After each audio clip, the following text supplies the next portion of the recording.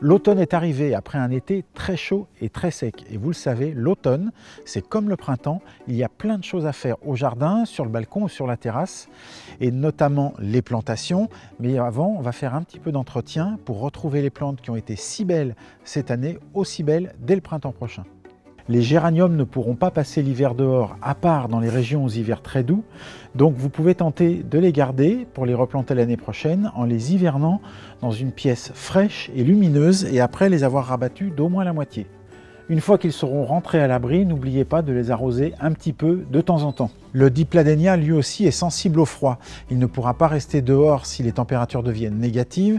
Alors pour des petits sujets, c'est facile de les rentrer dans des pièces fraîches et lumineuses.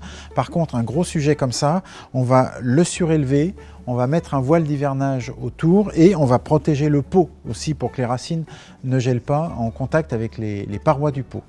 Celui-ci est encore magnifique parce que l'automne a été très chaud, très doux. Il a même encore des boutons, on voit encore des fleurs en boutons. Donc je le garde encore là quelques jours. Je continue l'entretien courant, c'est-à-dire que je retire une à une les fleurs fanées pour qu'il garde un bel aspect. Et puis dès que le froid plus vif arrivera, eh bien on commencera à le protéger. Pour les rosiers, à l'automne, on va juste faire un petit nettoyage, c'est-à-dire qu'on va venir enlever les bois morts, on va venir enlever les fleurs fanées. Je vais laisser les boutons qui peuvent encore s'ouvrir, puisque si le temps est suffisamment doux, le rosier peut faire des fleurs encore jusqu'à Noël. S'il avait des fruits colorés, je les aurais laissés, parce que d'abord c'est décoratif au jardin, et en plus ça nourrit les oiseaux pendant l'hiver. Pour les hydrangeas, il y a deux solutions.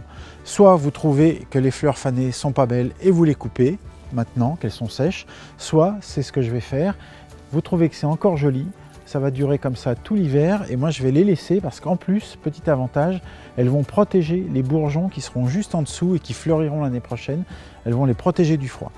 Et si vous souhaitez les couper, vous allez couper juste en dessous de la fleur, au niveau des bourgeons qui sont ici à l'aisselle des feuilles. Et pour les fougères, il n'y a pas grand chose à faire. Si vous avez des fougères persistantes comme celle-ci, la seule chose c'est de venir couper les feuilles qui ont été abîmées par la chaleur cet été, comme celle-là. Pour le reste, on les laisse tranquilles. Et si vous avez des fougères caduques, à ce moment-là, une fois que les feuilles auront séché, vous venez rabattre à la base. Au bassin, les papyrus sont des grands gélifs. Ils ont vraiment peur du froid et il faut normalement les rentrer. Alors l'année dernière, on ne l'a pas fait. Heureusement, l'hiver a été très doux, ils s'en sont bien sortis. Mais l'idéal, c'est quand même de les sortir de l'eau, de sortir ces gros pots de l'eau et de les installer dans des pots beaucoup plus grands et remplis d'eau dans une pièce plutôt fraîche et lumineuse. D'une manière générale, l'automne, c'est la bonne saison pour tailler les vivaces qui ont séché, ramasser les feuilles qui sont tombées sur le gazon, mais les laisser à d'autres endroits parce qu'elles vont venir nourrir le sol.